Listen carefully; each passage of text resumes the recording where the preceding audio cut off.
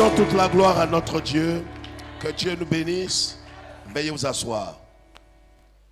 Que le Seigneur soit avec nous.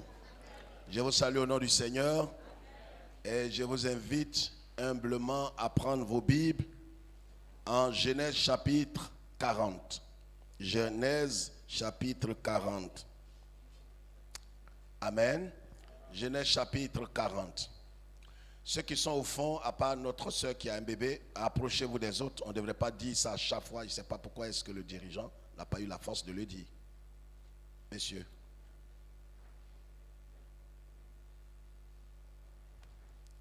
On va se lever.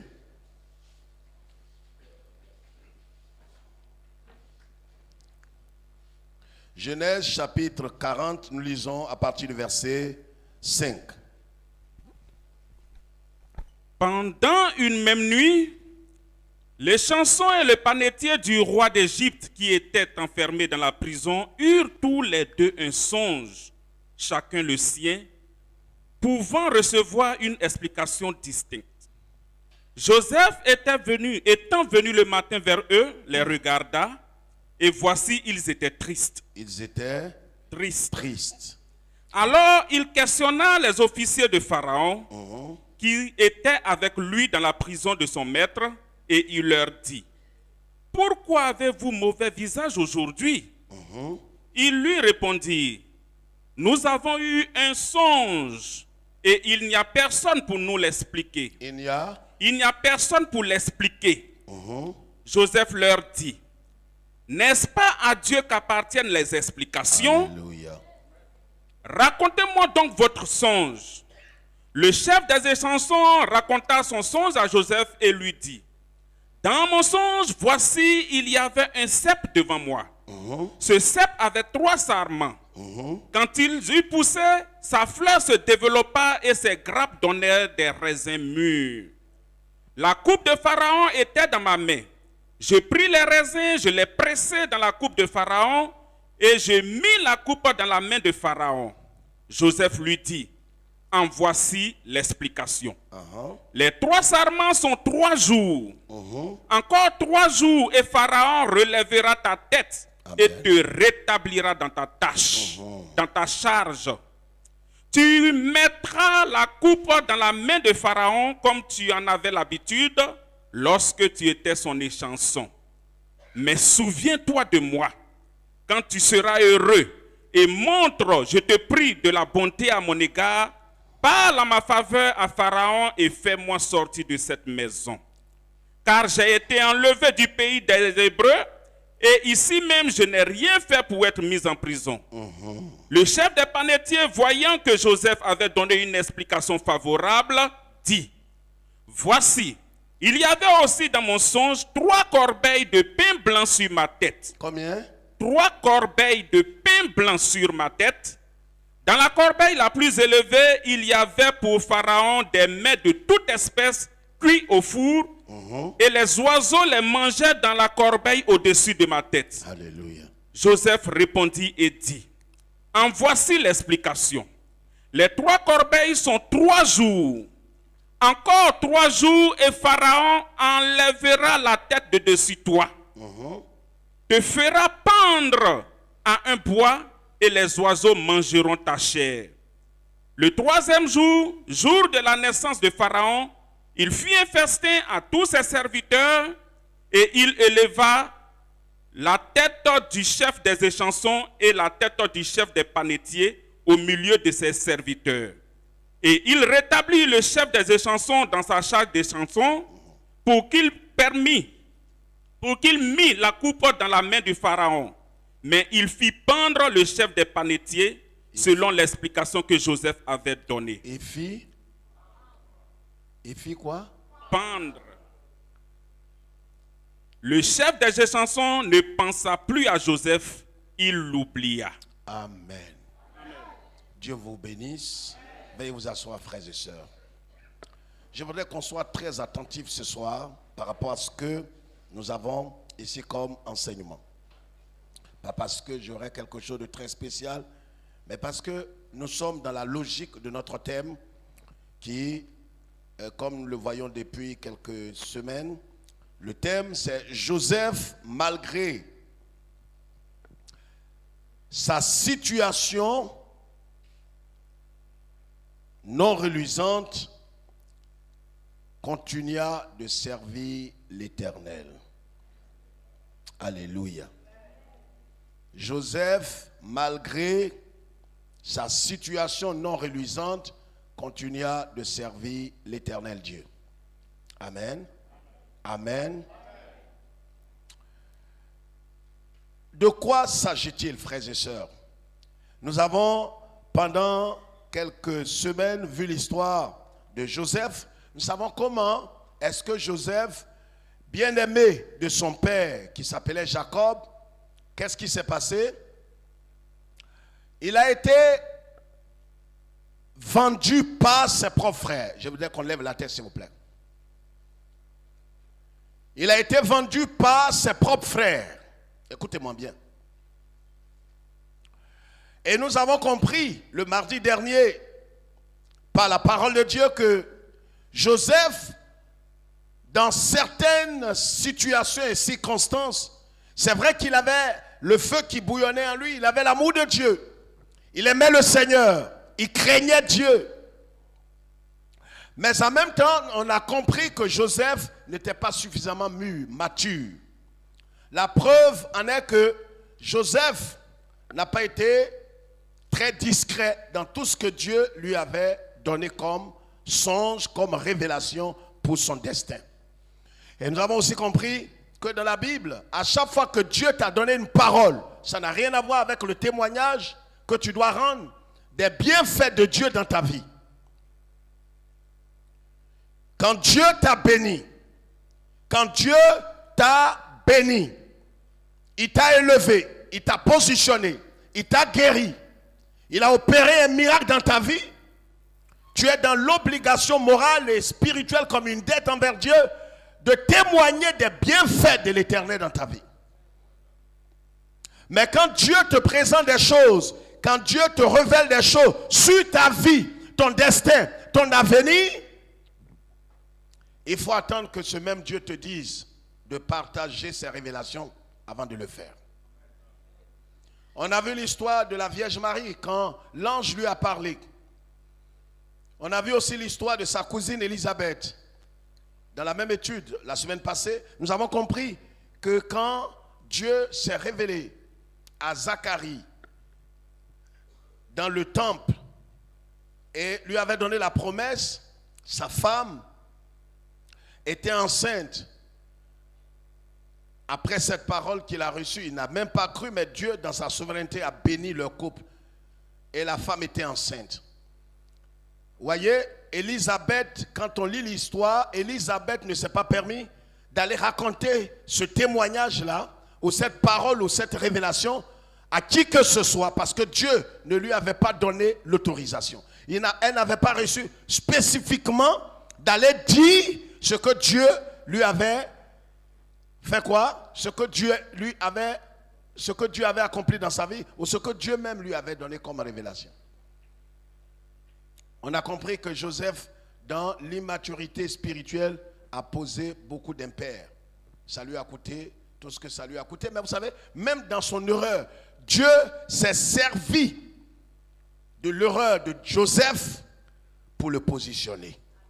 Je vais dire à quelqu'un, écoute, même si dans ton zèle pour Dieu, tu t'es trompé et que les dispositions de ton cœur sont de bonnes dispositions, le Seigneur, notre Dieu, est souverain. Il va se servir même de tes erreurs. Il va te corriger et il va te remettre sur le droit chemin. Je vais parler à quelqu'un. Je dis, il veut te remettre sur le droit chemin. Il est fidèle, notre Dieu. Il a fait avec Joseph. Il a béni. Mais ce qui nous rassemble ce soir, c'est que Joseph, la Bible dit, je voulais revenir sur un pan important de son histoire, qui est rempli de mystères cachés dans cette petite histoire de Genèse chapitre 40 que nous sommes en train de lire. La Bible dit que quand il a été jeté en prison, même en prison, Joseph a été établi comme le chef de tous les prisonniers. Vous savez, la Bible dit quand Dieu approuve les voies d'un homme, Il lui soumet même ses ennemis. Je ne sais pas dans quel esprit tu es ce soir, mais je ne crois pas que forcément la parole soit pour toi. Mais je veux parler à quelqu'un à qui cette parole est destinée. Et quelqu'un qui nous suit quelque part, que cette parole-là est certainement pour toi qui nous suit. Parce que notre Dieu est un Dieu souverain. Est un Dieu souverain. Joseph, dans les épreuves, même étant esclave, même dans son état dans lequel il était, non seulement Dieu était avec lui, mais Dieu l'a élevé parmi les esclaves. J'ai dit, même quand les choses seront difficiles, parmi tes frères, peut-être les gens de ta maison, les gens de ta région, les gens de ton service, de ton travail, l'Éternel trouvera un chemin pour toi. Je ne sais pas si cette parole est pour toi. Tu n'es pas obligé de répondre à ces paroles, s'il te plaît. Je suis très au sérieux. Dieu, il trouvera une parole, il trouvera un point de chute, il va trouver une situation pour toi lorsqu'il n'aura même plus de chemin dans le désert. Lui, il va se permettre de trouver un chemin pour toi. Parmi des esclaves, en prison encore, Joseph est élevé. Vous savez, quand Dieu guide tes pas, ton cœur est dans la sérénité. Je vais dire à quelqu'un ce soir, si réellement tu comprends ce message, que ton cœur ne s'alarme point. Quel que soit ce que tu es en train de vivre, cette parole est pour toi comme le pain de vie dans ton âme. Ne t'alarme pas et ne laisse rien te distraire. Le Seigneur n'a pas achevé son œuvre dans ta vie. Joseph était en prison. Et qu'est-ce qui va se passer? Je vais relever 5 choses ce soir. 5 choses. La première chose que je voudrais souligner, c'est que malgré sa présence en prison, Joseph avait bonne mine. Quelqu'un ne m'a pas compris, mais je vais expliquer. J'ai dit malgré sa présence en prison, malgré son statut de prisonnier, il avait bonne mine. Vous savez, votre mine révèle déjà ce qui est dans votre cœur. C'est pourquoi la Bible dit que quand tu pries, rentre dans ta chambre, rentre dans le lieu secret, parfume-toi. Parfume-toi. Ne sois pas comme un pharisien qui est en train de jeûner et qui est complètement, je sais pas, qui a le visage décousu, qui est malheureux. Quand on te regarde, on sait que tu es en train de faire pénitence. Ça, c'est pas un jeûne, c'est une persécution. Tu es en train de faire une mortification de ton corps, mais Dieu n'est pas dans ce jeûne. C'est pourquoi quand tu es en train de servir Dieu par le jeûne et la prière, ce que tu dois faire, c'est de faire en sorte que ceux qui sont autour de toi ne s'apitoient pas sur ton sort, mais au contraire, élève Dieu dans ta vie. Tu vas marcher comme un malheureux, un misérable. Non, tu ne dois pas marcher comme un misérable. Tu dois marcher au contraire comme quelqu'un qui a été visité par Dieu. Et que le jeûne que tu es en train d'observer, ce n'est pas une obligation, mais c'est ta façon à toi d'invoquer Dieu et d'implorer l'Éternel. Joseph avait la mine, il avait bonne mine, il était heureux, il était joyeux. Est-ce que toi, tu peux continuer d'être joyeux malgré les épreuves? C'est bon. Il faut réfléchir avant de dire Amen. Dès qu'il y a une situation, nous connaissons notre situation. Nous connaissons peut-être l'épreuve que nous vivons. Est-ce que c'est facile d'avoir la mine? Une mine qui reflète la gloire de Dieu. Un visage rayonnant de joie. Est-ce que nous pouvons encore montrer que Dieu, dans sa bonté, est clément envers nous et que le Seigneur est miséricordieux et que quel que soit tout ce que je suis en train de traverser, notre Dieu est vivant, le Seigneur est fidèle. Je ne souris pas parce que tout va bien. Je souris parce que j'ai confiance en le Dieu de mon salut. Je sais qu'il est le rocher des siècles et il s'élèvera le dernier. C'est pourquoi mon visage n'est pas renfermé. C'est pourquoi je ne marche pas comme un triste homme. Je ne marche pas comme quelqu'un qui n'a pas été racheté. Je marche comme quelqu'un qui est sauvé, racheté. C'est pourquoi l'apôtre Paul dit, réjouissez-vous toujours dans le Seigneur. Je le répète, réjouissez. Il n'est pas fou quand il le dit. Ce n'est pas aisé de se réjouir dans le Seigneur. Soyons vraiment sincères. Regardez la façon dont même tu as adoré Dieu ce soir. C'est triste. Regarde la façon dont chacun de nous loue Dieu. Même les dimanches que nous avons appelés les jours du Seigneur. C'est malheureux souvent. Parce que chacun vient avec ses fardeaux. Chacun vient avec sa tristesse, ses problèmes, ses épreuves, ses bagages. Alors celui qui vient là, qui joue le rôle de dirigeant, va tempêter, va faire des acrobaties, va s'agiter, mais les gens resteront là dans leur position. Pourquoi? Parce que ce monsieur que tu vois là, ce qui est sur son visage, c'est ce qui est dans son cœur. Il est tel que est son visage.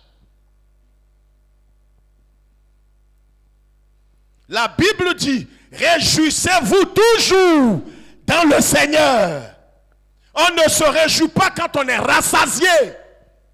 Et c'est pourquoi il y a certaines personnes que j'évite dans ma vie. Pourquoi? Parce que le jour que vous les voyez heureux en train de danser, soit ils ont mangé, soit ils viennent d'avoir de l'argent, soit c'est la fin du mois, soit ils ont eu peut-être une bonne intimité avec leur femme ou leur mari. Alors vous les voyez, allô, alléluia. On dit c'est quoi? Et ce qui fait pas rire, lui il rit. Là où on ne sourit pas, il sourit. Là il est rassasié. Et si tu fouilles bien, il va te dire, ah pasteur, tu as le discernement, hein? Effectivement, je viens de prendre mon salaire là, c'est pourquoi je suis heureux. Mais tu es misérable. On n'est pas heureux quand on vient d'avoir le salaire. Notre cœur doit être toujours dans la paix, dans la sérénité. Et cela doit se répercuter sur notre visage. Oui, on peut souffrir physiquement, on peut être en train de souffrir, on peut traîner une maladie. Mais vous savez, on peut être malade, en train de subir des douleurs et garder quand même le moral. Un frère s'approche de toi, tu n'es pas capable de sourire, tu n'es pas capable de t'exprimer, tu n'es pas capable de faire tant. Pourquoi ton visage est comme ça? Tu ne sais pas que je souffre, tu ne sais pas que je traverse un moment difficile et que je suis en train de vivre une situation vraiment compliquée dans mon foyer et que depuis quelques mois, mon mari est en train de me bastonner comme un chien et que vraiment, quand je viens à l'église, vous voulez que je danse? Je vais danser comment? Je vais danser comment? Qu'est-ce que Dieu a fait pour moi? Mais tu es triste. C'est misérable pour toi. On ne danse pas quand tout va bien. On danse parce qu'on croit que ce Dieu pour qui nous dansons, il est capable de nous sortir de là.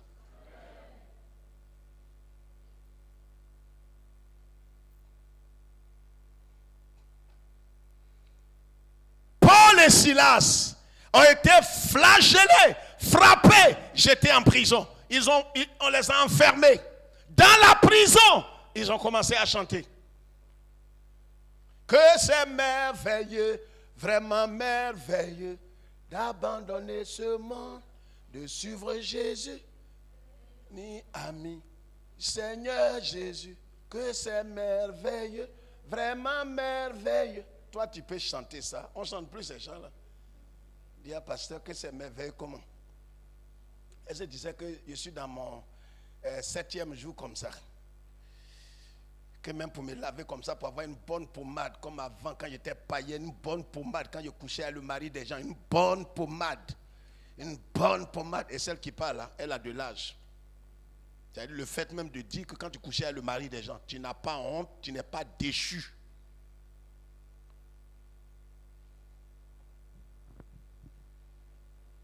Paul et Silas chantaient et dansaient. On sait que ce n'est pas facile. Pourquoi? Parce que même les gens peuvent être assis ici, mais dans leur subconscient, c'est l'évangile de prospérité et de facilité, où tu ne dois pas souffrir. Mais notre appel, la Bible dit qu'on a été appelé à la souffrance. Si tu ne le sais pas. Et si tu ne sais pas ça, tu es misérable. On a été appelé à la souffrance. Tu ne sais pas? 1 Pierre chapitre 2. Lisons ça, parce que de toute façon, tu me regardes. Tu crois que tu vas m'influencer? Non, tes minutes de souffrance, n'importe quoi.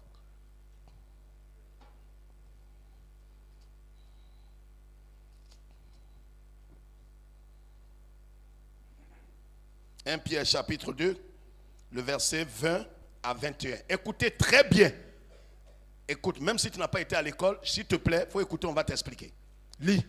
En effet, quelle gloire y a-t-il à supporter de mauvais traitements pour avoir commis des fautes? Quand tu es en train de souffrir parce que tu as été infidèle, tu as volé, tu as commis des dégâts, c'est normal. Ça, ce n'est pas une persécution. C'est ton salaire que tu reçois.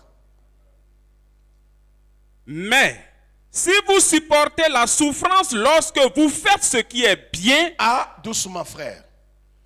Si vous supportez la souffrance lorsque vous faites le bien, comment est-ce que quelqu'un peut être en train de faire le bien, en train de faire ce qui est correct, en train de vivre selon la justice de Dieu et puis souffrir? Voici, lève la tête.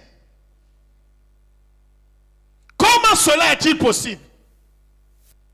C'est la Bible qui le dit. Ça veut dire qu'on peut être en train de pratiquer le bien, marcher dans la justice, craindre Dieu, obéir à Dieu, et puis souffrir. Et cette souffrance-là a plus de valeur que toute autre chose dans ta vie. Parce que cette souffrance, Dieu prend ça en compte. Continue.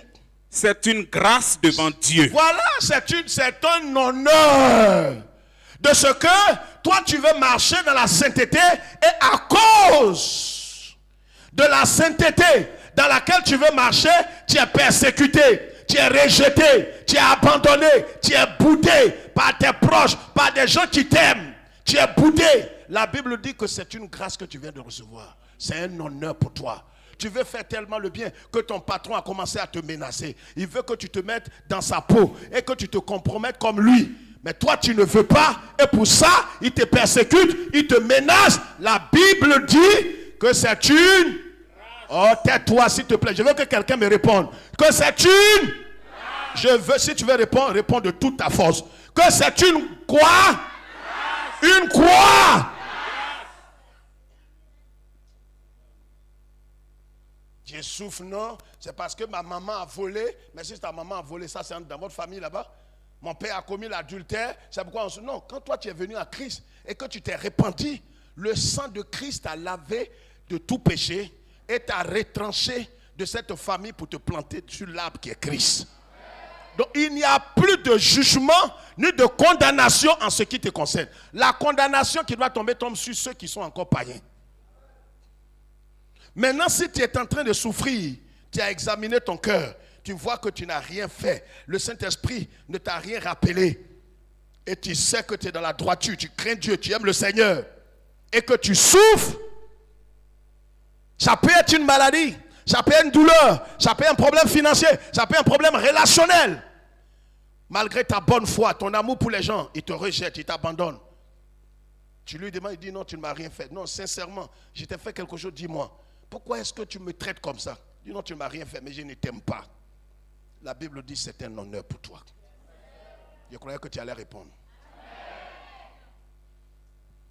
C'est une grâce de Dieu pour toi de subir ces humiliations pendant que toi, or, dans la tête de certains qui sont assis là, ils voient ça comme un malheur. Mais c'est pourquoi tu es malheureux. Ce que tu penses là, c'est ce que tu vas devenir. Ce n'est pas un malheur, c'est une grâce. D'être persécuté, incompris, pendant que tu es en train de servir le Seigneur, aimer le Seigneur, adorer le Seigneur. Lis la suite. Et c'est à cela que vous Doucement. avez... C'est quoi? Allons doucement, docteur. Et c'est à cela... Le et qui est là, c'est quoi? Je parle de ceux qui ont été à l'école là. C'est quoi là? C'est pas révélation de Bible. C'est quoi? Le et là, c'est quoi là? Conjonction de... Il coordonne quoi et quoi? Quoi et quoi? La première idée et la deuxième idée. Va à l'école, va à l'école, va à l'école. Tu n'es pas allé à l'école, tu sautes les classes, tu sautes, sautes, sautes. On va reprendre coup du soir ici bientôt. C'est bon ou c'est pas bon? Il y a l'ONG, Main d'Espoir International, va organiser des cours d'alphabétisation et d'enseignement anticipé, rapide, approfondi. Et en quelques mois, tu peux savoir lire, écrire et puis comprendre les choses. Même si ce n'est pas pour passer l'examen, mais tu vas comprendre la Bible. Et c'est à cela que vous avez été appelés. ah, c'est quel appel qui est bête comme ça? Parce que ça, normalement, ce n'est pas appel. C'est ça, non, docteur? C'est appel. C'est à cela que vous avez été appelés. Mais ça, tu n'as jamais compris ça. Tu ne lis même pas ça. Peut-être c'est la première fois. Ça, c'est quel appel qui est bête? C'est un appel qui est bête, selon la chair. Je refuse d'être appelé à la souffrance. Je ne suis pas né pour la souffrance. Tu vas réveiller ton hernie pour rien. La Bible dit pour les élus, ceux qui sont nés de Dieu, ils ont été appelés à quelque chose. Ça paraît un peu bizarre. C'est pourquoi Jésus dit, ne me suivez pas. Si quelqu'un veut me suivre, voici les conditions. Lis. Et c'est à cela que vous avez été appelés. On a été appelés à quoi? Parce que Christ aussi a souffert pour vous. Il a fait quoi? Il a souffert pour vous. Et donc on ne doit plus souffrir. Vous laissant un exemple. Pas ça? Vous laissant un exemple. Donc il souffre, c'est pour nous laisser un exemple. Afin que vous suiviez ses traces.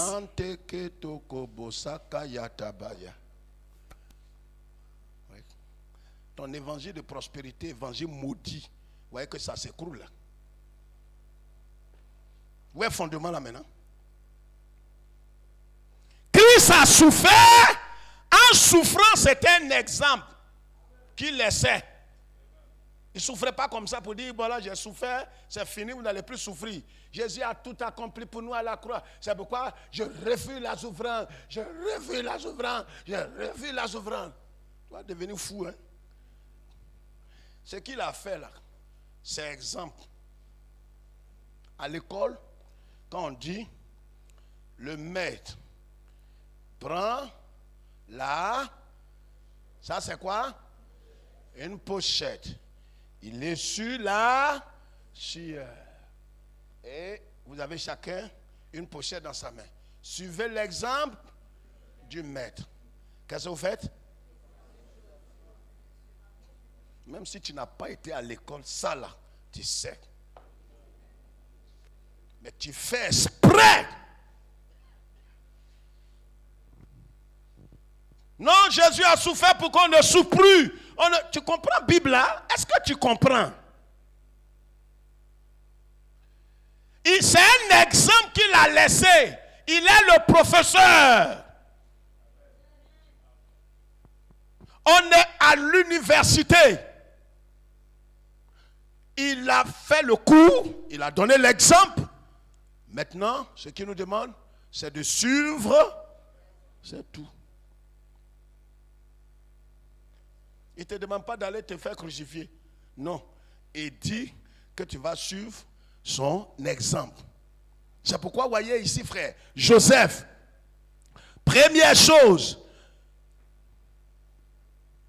qu'est-ce qu'il a fait? Malgré qu'il soit en prison, il avait quoi? Le visage rayonnant de joie. Il était heureux. Pourquoi? Parce qu'il avait la paix avec Dieu. Il avait la paix avec Dieu et la paix de Dieu en prison. Mais il a la paix de Dieu. Ce n'est pas donné à tout le monde. Regarde, plus tu t'approches du Seigneur et tu renonces à toi-même, tu renonces à ta propre vie, à ta propre volonté, ta paix grandit. La paix de Dieu grandit dans ton cœur. Parce que tu ne t'appuies plus sur ta capacité, sur ton intelligence, sur ta force, mais tu t'appuies sur la force du Seigneur. C'est pourquoi nous chantons la joie. La joie. Non. La joie. Non, c'est pas comme ça. La joie du Seigneur. La joie du Seigneur. La joie du Seigneur est ma force. C'est la joie du Seigneur. Pas ma joie. Ma joie est faible. Ma joie est sans force. Ma joie est sans capacité. Mais la joie du Seigneur,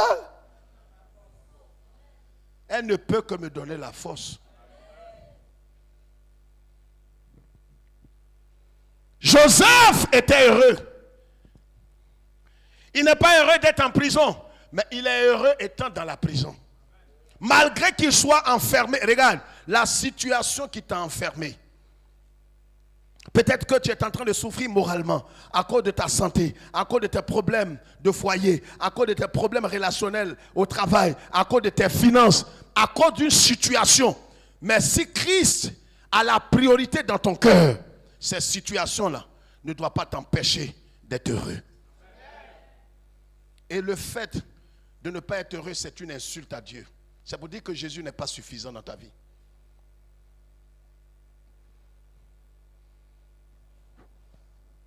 La deuxième chose,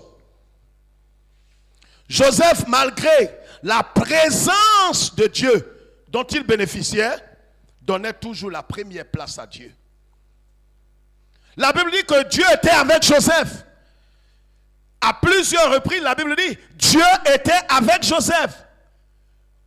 Dieu a béni la maison de Potiphar à cause de Joseph, parce que Dieu était avec Joseph. Regardez, malgré la présence de Dieu dans sa vie, quand ces deux prisonniers sont venus dire à Joseph, le matin Joseph est venu, regardez, prisonnier. C'est pour ça que vous voyez, frère, on peut avoir le même problème, hein? Mais on ne va pas se conduire de la même façon. Je parle à quelqu'un. On n'a pas les mêmes ressources. On n'a pas les mêmes ressources. C'est comme ma fille, Victoire, qui me racontait un peu l'histoire de ses amis. Ils sont en master de recherche. Mais tous ces promotionnels-là qui viennent, là, ce sont tous des directeurs de banque, directeurs de temps. Ils viennent avec des voitures de 25 millions, 30 millions et autres. Mais ils sont tous des collègues. Elle est venue le premier jour du papa. Les gens qui sont là-bas, là. Et tous, ils sont âgés. Je suis pratiquement peut-être la plus jeune. Je ne sais pas comment je vais les appeler, mais appelle les collègues. Mais quand tu dis collègues là, quand cours l'a fini là, et tous démarrent leur voiture, avec leur chauffeur, boum, ils s'en vont. Je dis, ben collègues, donc on se retrouve, hein? Lundi prochain, on se voit. Tu marches, l'université là, ça peut faire combien de kilomètres? Pour quitter même les amphis là, pour venir devant l'école de police, c'est près d'un kilomètre. Et ils sont partis à longtemps. Mais tout ça, ce qui est certain, vous êtes des collègues. Je parle à quelqu'un. Ils sont en train ils t'ont dévancé. C'est arrivé là qui compte. Il ne croit même plus à son avenir. Mais, tu fais pitié. Il dit c'est l'arrivée là qui compte. Joseph, il est dans la même prison que. Matin, il se lève, il chante les cantiques. Si Dieu est pour moi, qui sera contre moi? Si Dieu est pour moi, qui sera contre moi? Si c'est la maladie, elle sera terrassée. Si Dieu, les deux là sont assis comme ça. Vous savez, quand quelqu'un, sa relation avec Dieu est en train d'être brisée ou il est en train de rétrograder, quel que soit tout le bruit spirituel que vous allez faire, il ne se sent plus. Qu'est-ce qui va se passer? Les deux prisonniers là sont comme ça. Ils changent de bras. Leur tête est lourde maintenant. La Bible dit, ne vous souciez. En toute chose faites connaître. Joseph était là comme le type de Christ. Les deux, il s'est approché d'eux. Il dit, qu'est-ce que vous avez? Puis le visage est triste. Ils allaient répondre à Joseph, on est tous en prison. Comment toi tu fais et puis tu es heureux? Regarde, on est dans le même pays. Alors te pose la question, mais pasteur, frère, comment vous faites même? Comment vous faites? Quand quelqu'un on est en train de danser et puis te dit, dis allons danser, servons le Seigneur. Toi dans ton cœur tu dis, lui là il est rassasié. Il est rassasié. Oh pardon, laisse-moi. Mais est-ce que tu sais si j'ai mangé ou j'ai pas mangé? Même si tu n'as pas mangé, l'Éternel est vivant, ton âme est vivante. C'est ce qui est vide là que Dieu remplit. Alors, regardez, Joseph leur demande et ils disent à Joseph de façon concomitante, il dit à Joseph unanimement. Qu'est-ce qu'il dit? Il dit à Joseph, moi, tu veux parler? Panetier, tu veux parler? Il dit non, il faut parler. Non, il faut parler d'abord. Il dit, bon, Joseph, ce que je voulais te dire, c'est que j'ai fait un songe cette nuit. Lui aussi répond là-bas, j'ai fait un songe aussi cette nuit. On peut faire les mêmes songes, on n'aura pas les mêmes explications. Les chansons qui est là, je vais vous expliquer un peu plus tard, quand le Seigneur nous fera grâce, qui il est. Je vais vous révéler un petit bout. Les chansons qui est là, c'est le type de Christ, Jésus-Christ. On n'a pas dit un échanson, on dit le chef des échansons. Les chansons, lui qui est là, son travail, c'est de faire quoi? De servir le roi. Il a la coupe. C'est lui qui veille sur le vin dans le royaume. C'est lui qui apporte le vin dans la main du roi. Il doit veiller pour ne pas que le vin soit de mauvaise qualité. Le vin est le symbole de la parole de Dieu. Alléluia.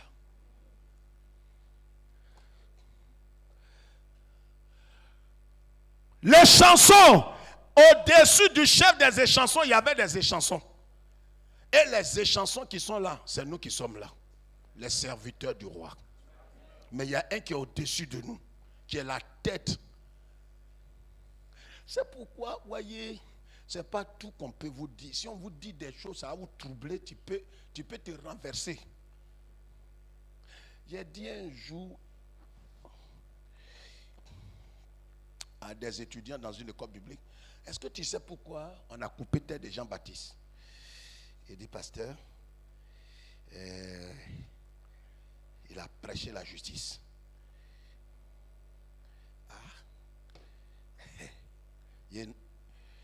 Bon, laissez. Non, laissez ça, mon frère. Faut pas, tu vas commencer à voir, tu vas trembler comme ça. On dit, qu'est-ce qu'il a? On dit, il a entendu une parole.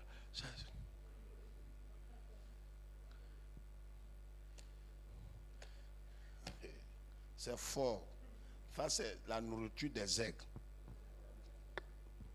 Toi-même, pour dire amen, même tu as problème. Moineau. Pour manger grain de riz. Tu as laissez ça là pour les aigles. Il a donné ça à l'institut. Jean-Baptiste. La tête même de l'église est là. Il ne peut pas avoir deux têtes.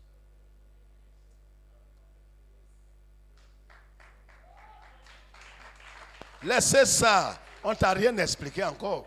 C'est trop fort pour toi. Il ne peut pas avoir deux têtes dans le royaume. Il y a une tête qui va. Comme toi, ton travail est fini. Il faut quitter.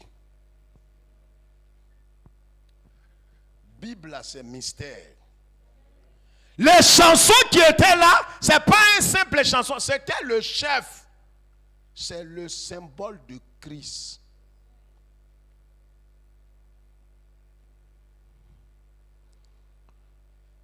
Dans une autre dimension, le panetier qui est là, c'est lui qui fait le pain, qui fabrique le pain et qui veille à ce que le pain soit de qualité. Mais le panetier là, il est de la même nature que les chansons. Le panetier là, c'est le Christ venu en chair qui doit mourir.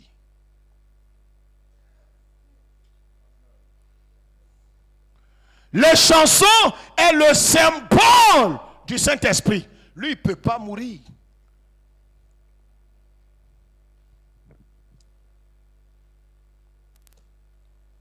Il ne meurt pas.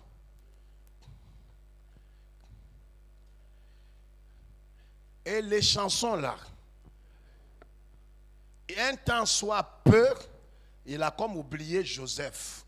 Quand Jésus est parti, les apôtres, certains sont allés à la pêche. Ils pensaient que Yeshua les avait oubliés. Les chansons, c'est le symbole du Saint-Esprit. C'est pourquoi lui, il est là pour servir le vin. Et le vin aussi est le symbole de l'esprit. Le symbole du vin dans la Bible et la signification, c'est la joie que le Saint-Esprit procure. C'est pour ça que quand les apôtres ont reçu le Saint-Esprit et que le Saint-Esprit était descendu, ils parlaient en langue et ils marchaient comme ils étaient sous et les gens ont dit, vous là, vous avez bu. Pourquoi? Parce que le Saint-Esprit, voyez, le vin est la joie de Dieu dans le cœur de l'homme. Le panetier et puis les chansons, c'est deux êtres divins. Le panetier, c'est Yeshua qui va mourir. Il va mourir selon la chair, mais l'esprit sera vivifié. Les chansons ne peuvent pas mourir. Lui, il est le symbole du Saint-Esprit. Le Saint-Esprit. Et c'est pourquoi vous voyez que le Saint-Esprit lui-même intercède auprès de Dieu le Père. Et regarde, le pharaon qui était là-bas, le roi, à un certain moment, Joseph pensait qu'il était, on l'a oublié. Et regarde, Dieu n'oublie personne. Le Saint-Esprit ne peut pas t'oublier. Il y a des situations où on te demande si l'Esprit m'a pas. L'Esprit ne peut pas t'oublier. Il va te rappeler au moment opportun. La Bible dit que Joseph, il a interprété le rêve. Il a dit au panetier, toi tu ne peux pas vivre. Tu es le symbole de Christ qui va mourir. Pour que ce pain soit communiqué à tout le monde. Les chansons, il sort. La Bible dit au verset 23, il ne se souvient plus de Joseph.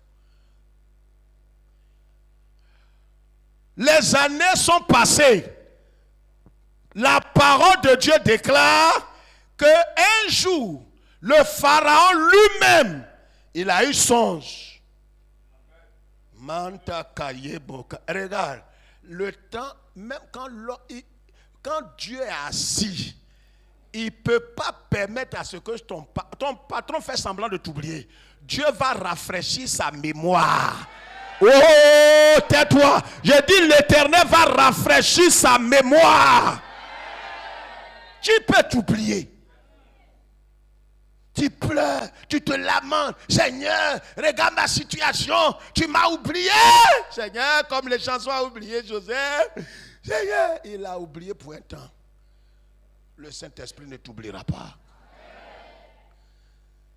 Quand le Pharaon a fait le rêve et que personne ne pouvait expliquer, c'est là que Dieu a réveillé l'esprit les chansons pour dire, le bonhomme, le petit là, qui a interprété ton rêve là, Dieu au Pharaon, il est là-bas encore. Il est en prison, mais son Dieu n'est pas en prison.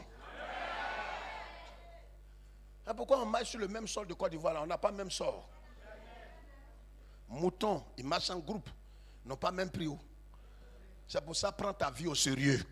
Quand quelqu'un, vous êtes dans la même zone, toi tu viens à la cellule, tu pries, tu jeûnes, ça ne le concerne pas, laisse-les comme ça. Toi, sur ton Dieu. Les chansons vont dire au roi, il y a un bonhomme. Mais Joseph, qui est le type de Christ, dans cette dispensation maintenant, il rentre dans la dimension de Dieu le Père. Tu sais que Christ est venu sur terre. Pendant que personne ne sait que Jésus est venu pour mourir, c'est lui qui révèle que le panetier là, il va mourir. C'est le symbole du Christ. Il sait ça.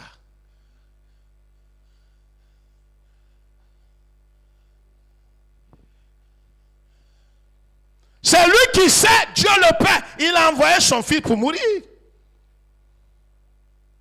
C'est le pain qui a été brisé. C'est pourquoi c'est le panetier. Il a dit, on va enlever ta tête. Il ne peut pas faire une offrande pour que tu chantes. Non. Tu vas mourir.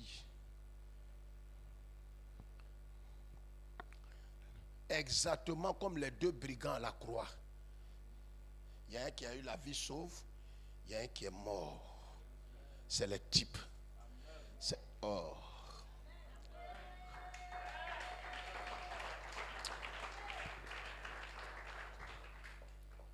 Ce n'est pas des choses qu'on doit vous dispenser. Ça fait à l'école des aigles. En vérité. Laissez-moi vous donner votre nourriture du jour. On va partir. Laissez ça.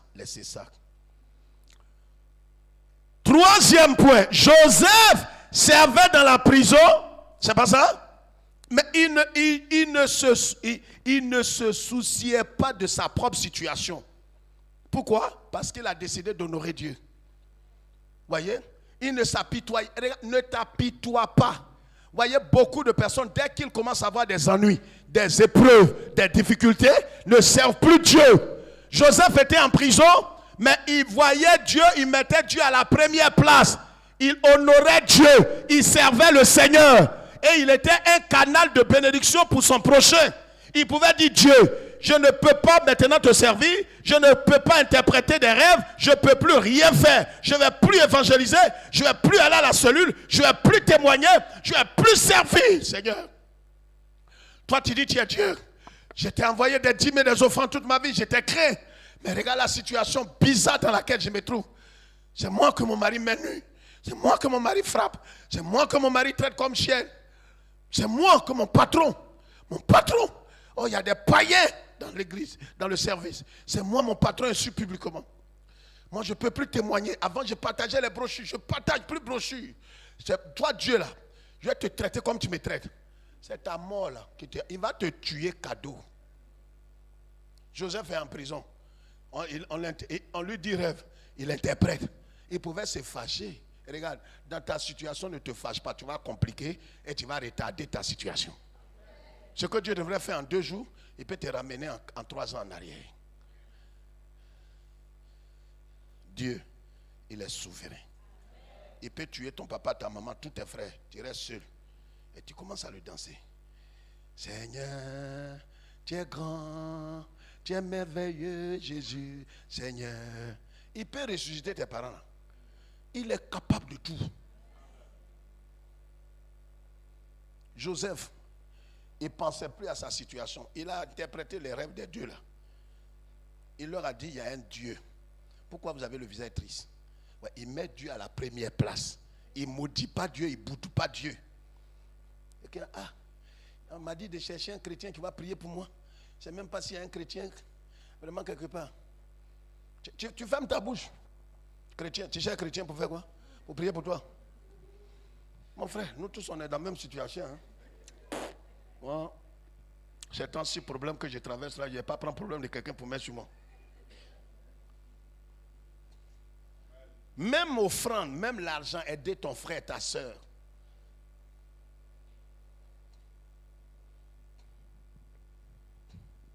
Un jeune a fait ça dans une école. Ils sont allés tous à l'extérieur pour préparer leur diplôme.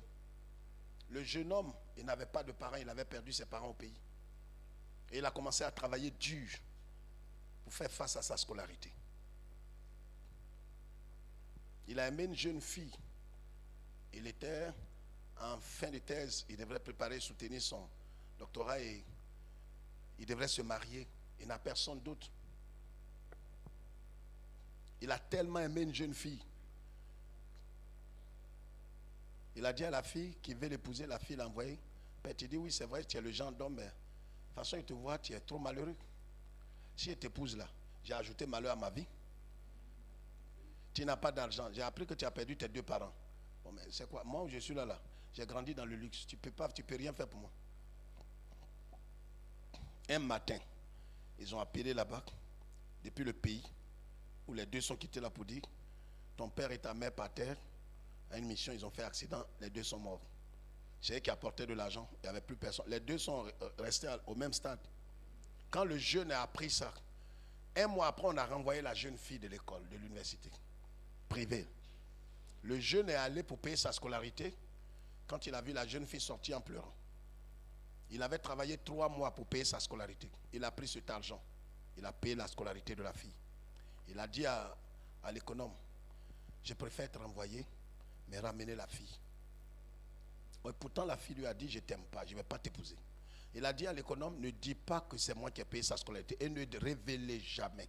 Je ne fais pas ça pour qu'il m'aime, pour qu'elle m'aime. J'ai fait ça parce que je l'aime. Et le monsieur, il était chrétien.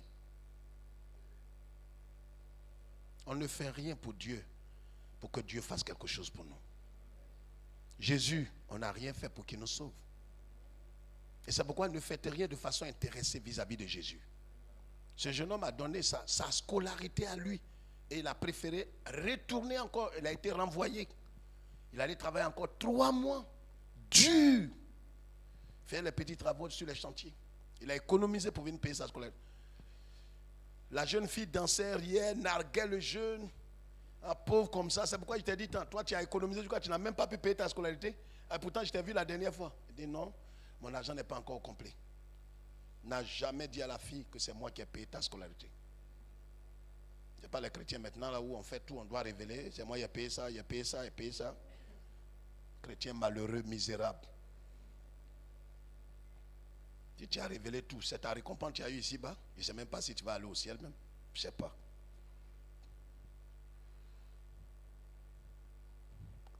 Le jeune a soutenu Il a eu son doctorat. Il est parti. La fille a fait 2 ans.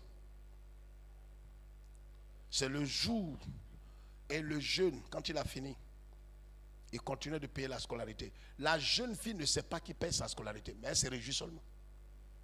Le jeune homme est parti très loin. Il faisait tout depuis là-bas pour payer sa scolarité. Pas pour une affaire de mariage maintenant, mais par amour pour Dieu. Ne faites pas quelque chose dans la vie de quelqu'un de façon intéressée. Jésus, il ne nous va pas sauver pour que demain on lui fasse les dîmes et les offrandes. C'est de façon désintéressée qu'il est mort pour nous. Quand la jeune fille a fini ses études et que les autorités académiques lui ont dit, est-ce que tu sais que pendant ces 3 dernières années, quand tu as perdu tes parents, tu sais qui a payé tes cours? C'est un tel qui a fini, qui a eu son doctorat, qui est parti dans tel pays. C'est lui. Et elle dit non, lui c'est un malheureux, il ne peut pas payer mes cours. Est-ce que lui-même il peut payer? Voilà les factures. Elle a commencé à pleurer. Comment quelqu'un que je n'aime pas puisse m'aimer tant? Elle aussi, elle s'est convertie à Christ. C'est l'amour de Dieu qui l'a amenée à Jésus.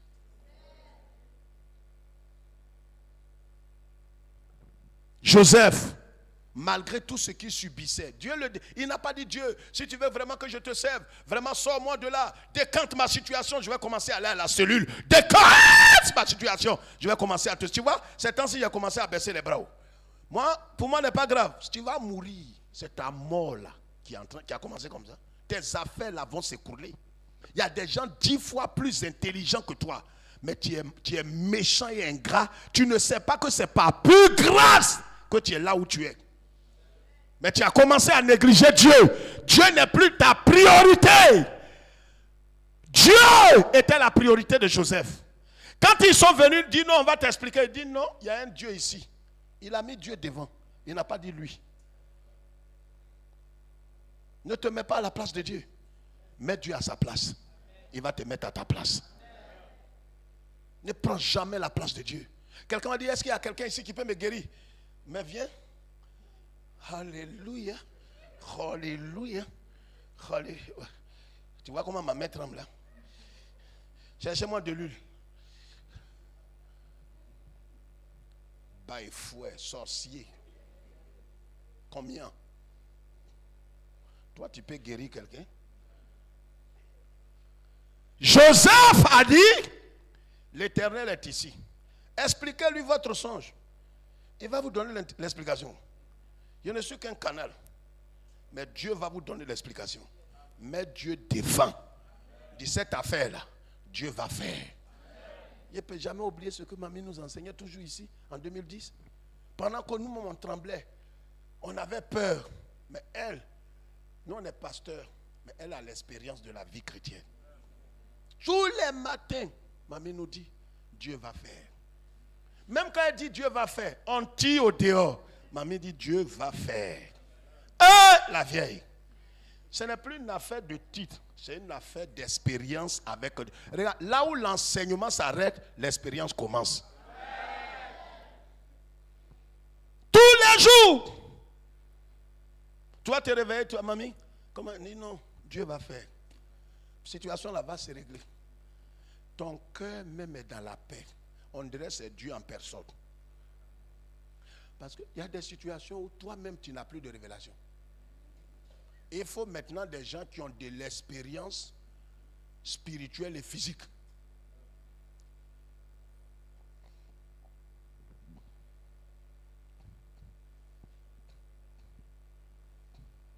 Et quand la situation, qui pouvait sortir? Qui pouvait sortir? Toi-même, il y a un petit trou dans le portail. Il ne faut même pas quelqu'un va dire, hey! Tu as dit, ils ont vu ton œil là.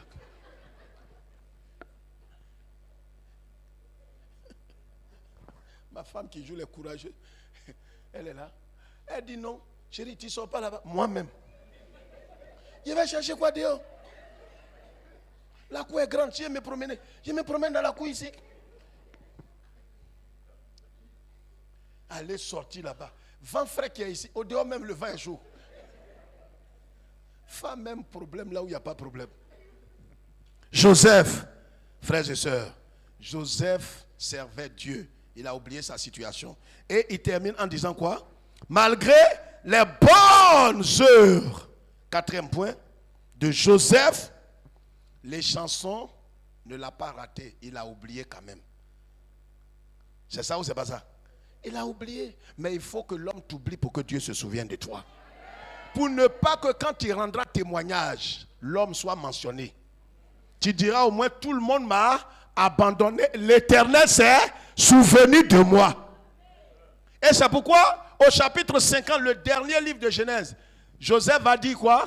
Vous avez mijoté de me faire du mal. Mais l'Éternel m'a délivré. Il n'a pas dit les chansons. Il n'a pas dit le pharaon. Il n'a pas cité le nom de... Il dit l'Éternel. Tu témoigneras que c'est l'Éternel qui t'a sauvé.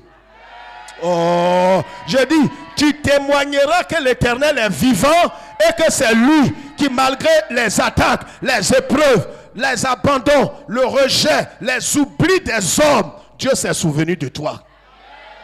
Il y a des gens, c'est quand ils ont été oubliés par des hommes que Dieu s'est révélé à eux. Il faut qu'ils t'oublient. Ils n'ont qu'à t'oublier. Il y a des gens qui appellent aujourd'hui, ils te doivent de l'argent. Tu les appelles. Et tu ne peux plus les avoir. Il y a des gens même qui appellent. Oui, c'est qui? Oui, je ne vois plus. Non, c'est Marguerite. Marguerite. Et pourtant, vous avez fait l'école ensemble. C'était ta voisine. Mais on vient de te dire au journal qu'elle est nommée. Tu l'appelles pour la saluer. Oui, c'est qui? Non, mais c'est ta camarade. C'est ta camarade. Madeleine. Ça semble vieux quand même, hein? Toi, ton nom devient vieux. Et c'est où ça déjà? Et c'est où ça? Et pourtant, vous avez fait l'école. C'est chez toi qui aime manger. Mais la position et l'élévation va faire qu'elle ne se souvient plus de toi. Oui, dis Amen. Que Dieu permette qu'elle t'oublie. Que l'Éternel se souvienne de toi. Les chansons ont oublié Joseph. Mais au temps opportun, Dieu a rafraîchi la mémoire de cet homme. Parce que cet homme-là, ce n'est pas un homme simple. C'est l'image du Saint-Esprit. Frère, il y a tellement de leçons dans cette histoire. Que Dieu nous bénisse. J'ai pris un peu de votre temps, mais que Dieu vous bénisse. Et que, quelles que soient les calamités, les épreuves, tu seras en train de faire les bonnes œuvres. Mais cela ne va pas empêcher Dieu de t'éprouver. Mais la finalité, c'est que son nom sera glorifié dans ta vie.